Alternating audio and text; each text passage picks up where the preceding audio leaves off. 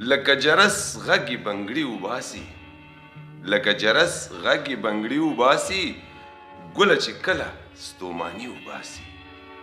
و د باره راغله د نظره نشي، د باره راغله د نظره نشي، ورلامین چې سپیلني وباسي. سلامونه، نیکې هیلې و ډېر ډېر احترامات دوستانو، ستاسو ورور ستاسو ملګری سمر ابریدی یم. امید دی چې روغ جوړ به وئ او د صحت په جامه به وئ. پروګرام دی د انګازي ټي وي ادبي سیرې او په ادبي سیرې کې نن ما سره مشر شاعر د جمرود د سیمې امین شاه امین صاحب موجود دی چې څه د تعارف محتاج نه دی. د محترم الله د یو بخت کې غلام شاه فرزند دی. مرکه را جوړه شوې ده، د سره به د ده په ژوند فن او په ادبي خدماتو باندې خبرې اترې کوو. استاد جي تا ته په خپل پروګرام کې په خیرالي او ستړي مشي وایم. ډېره مننه او زه تاسو ټولو د انګازي ټي وي د ټول ټیم ډېره شکریا او مننه کوم چې تاسو مالا موقع راکړه د څه وخت لپاره. تاسو ډېره ډېره مننه او انګازي ټي وي ټول ټیم ته زه درناوی کوم. ډېره مننه استاد جي. خپله پېژنګلو را سره وکړه، زه خو هم پېژنم خو چې زمونږ ټول مینوالو ته پته ولګېږي. ما خو نامه امین شاه او تخلص مې امین دی جی. او په جمرود کې د غلام شاه په کور کې زه تقریبا 47-48 کې مې زیږېدلی وم، ځکه چې د پلار د یاداشت په وجه باندې ما ته یعنې په وړوکوالي کې سن 1952 کال لیکلو باندې ما له راتلو. او د جمرود په یوه غریبه کورنۍ کې غلام شاه بچی یم جی. او نامه مې امین شاه. د کم شاعر نه تاسو متاثره شولئ او شاعري چالو کړله؟ یعنې تقریبا زه په اوم جماعت کې وم او بس بیا داسې مجبوري د وجې نه تعلیم ما نه نیمګړی پاتې شو. نو بس بیا هغه په ژوندم بس اسکول د تعلیم نه بهر شو، نو بیا هم بس دا شعر و شاعري سره سوچ و فکر ملاو شو. تاسو په بچو کې نور داسې څوک شاعرانه شوق و ذوق لري؟ یعنې بس بچو کې مې داسې شاعري شوق و ذوق نشته دی دستي، ځکه چې هغه بس ټول نن سبا مزدوري حالات کې ټیک، نو داسې شعر و شاعري شوق یې نشته دی. او داسې مونږ طرز وایي کبیر شاه نامه یې ده، هغه لږې دغه شعر و شاعري و فن سره چې شوق و مینه لري. د شاعري په کومو صنفونو مو زیات لیک کړی؟ یعنې مونږ خو اکثر د خیبر سیمې والا چې کوم دي دا اکثر په غزل او رباعي باندې شعر و شاعري کوي. او داسې مخکې ما تقریبا داسې لږ نثر هم یو څه دوې درې افسانې مې هم لیکلې وې او نظمونه مې هم یو څو لیکلي وو، خو د بده مرغه مونږ په تنګي کې مشاعره کوله. هلته یې مونږ یو ملګری و فضل حاجي نامه یې وه، شاعر و هغه. نو هغه ما ته وویل چې زه یې له کاتبي وکړم. هغه وخت کې شهباز اخبار او جمهوري اسلام رسالې وې وتې، نو مونږ بیا هغو له غزلې مزلې ورکولې. ما خو تاسو ته وایي چې مونږ خیبر د سیمې اپریدي ډېر یعنې مینه محبت د غزل و رباعي دغو سره. نو هغه اخبار هغه چاپ هم ما په کاپي چسپاو کړی و او کاپي مې ورکړه. بس هغه رانه پرې منکر شو چې رانه ورکه شوه.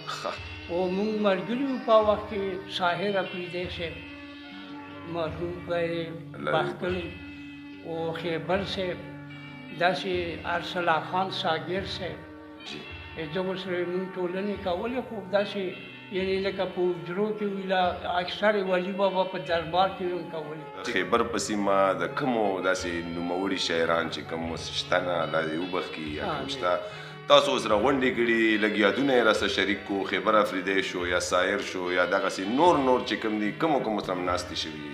مونږ خو اکثر ما خو اکثر ناسته ساحر افریدي صاحب سره ډېر او منظور افریدي ښه جي منظور خو ما ډېر خوږ ملګری و جي یعنې داسې و چې په خپله ډیپټي کې و چې راوې غلو ما سره یې خامخا ناسته یې کوم او ساحر افریدي صاحب هغه هم په سکرټریټ کې و چې دفتر نه وې راغلو پیله پوښتنه وې ما کوله زه وې بس چې چېرته یې ځان سره وې بس مو ویلې چې ما سره ګرځه او بس کله په بازار کې کله په کلي کې مو د سره مرکې کولې یو بل سره یو بل سره هم غزلې مو اورولې باقاعده تور کمې جرګې له ځای راځي کمې جرګې سره تګ راتګ دی یعنې مخکې خو داسې په تنګي کې یو دوه درو جرګو له تللی یم ښه جي مونږ یو ملګری و مرتضی نامه یې وه زه و منظور صاحب به سره تللي وو دوې درې پېرې تنګي کې مشاعرې او بیا بس دلته داسې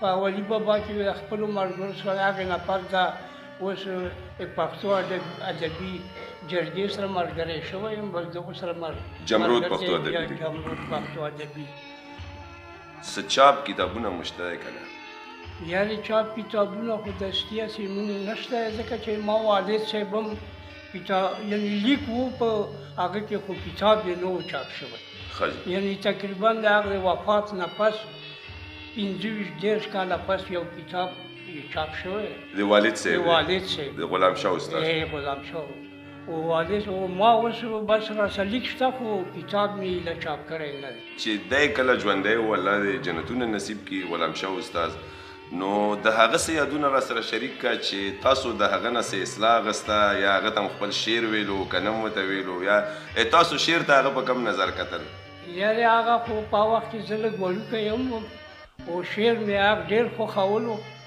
او ما ته ویې کله نه کله ویل چې شعر لیکي نو په معنا سره یې لیکه او ردیف و قافیې ته سوچ کوه او معنا یې چې نه راوځي هغسې بیت مه لیکه چې معنا یې راوځي هغه بیت لیکه چې مقصد چې جوړي څه به ورته پیرزو کړي بس زه مننه کوم تاسو په هغه باندې زه مینهوالو ته یو غزل ویم ارشاد غزل شعر دی ارشاد ای چې یادومه خلقه ځکه جانان پټ پټ واه یادومه خلقه ځکه جانان پټ پټ بیلتانه کړو را لسیلې ګریوان پټ پټ واه ډېر ښکلی ډېر مزیدار وایي چې دویم شعر دی ارشاد ای چې اوس د سمې نه کږه شوه راته جوړه اوس د سمې نه کږه شوه راته جوړه په بهار مې چې را درومي خزان پټ پټ واه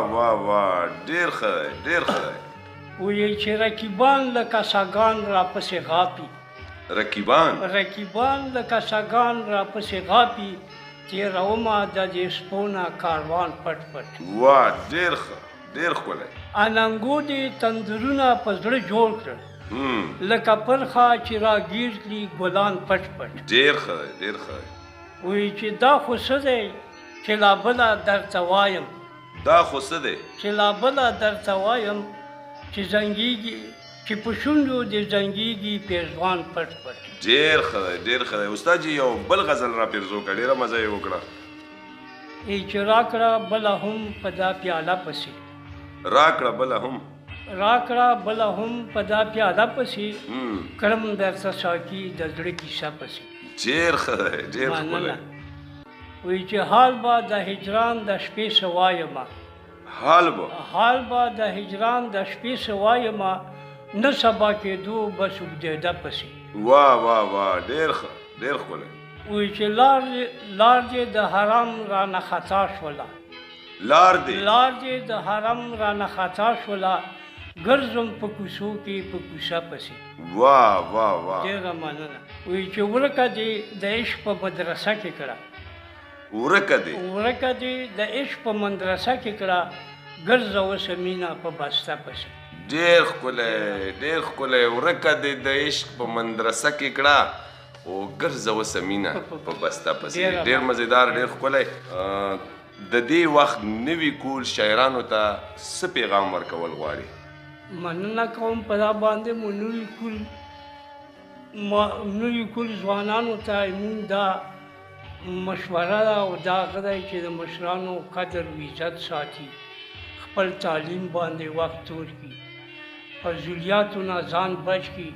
نن سبا موږ په معاشره کې اکثر دا منشیاتو نیشې ډېرې زیاتې دي چې دا ځوانان ټول دغو نیشو نه ځان بچ کړي او تعلیم په قلم باندې زور ویني. او مشرانو او استادانو او دغو خلکو قدر و عزت وپېژني. ډېر ښه، ډېر ګټور پیغام دې ورکړو. امید دی چې مینوالو به ترې نه استفاده کړې وي. امین شاه استاد د وخت راکولو یو جهان مننه. تاسو ډېره مننه او ډېر درناوی زه تاسو کوم چې تاسو ماله وخت راکړو. ټول انګازې ټیم ټولو زه ډېره زیاته ټول ټیم مننه کوم. ډیره مننه. مینوالو دا و د نن پروګرام ادبي څیرې چې د محترم مشر شاعر د غلام شاه استاد فرزند امین شاه امین صاحب په ژوند فن او په ادبي خدماتو باندې مشتمل و. انشاءالله که ژوند وفا وکړه د یوې بلې ادبي څیرې سره به بیا حاضرېږو. تاسو کولی شئ چې زمونږ چینل په یوټیوب هم سبسکرایب کړئ او د فیسبوک د لارې هم لایک کړئ. خپل کوربه ثمر افریدی درنه غواړي رخصت چرته چې وی ښاد آباد او بریالي اوسئ. د لوی الله